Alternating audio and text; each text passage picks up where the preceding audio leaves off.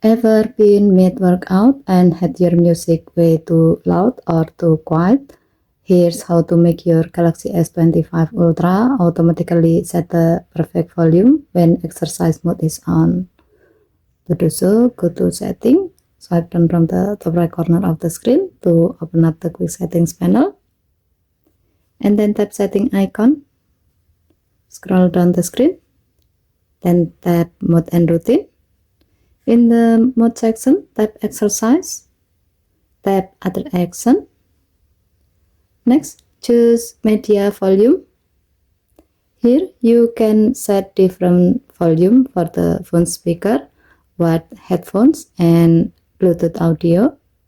Adjust it to your liking, maybe lower for phone speaker, slightly higher for the wired headphone,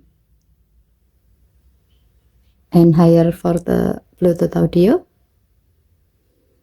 Tap Done to save your media volume setting. Finally, tap Done again to save it to your exercise mode. With it set up, now every time you start exercise mode, your music will instantly play at just the right volume, no fiddling mid-run.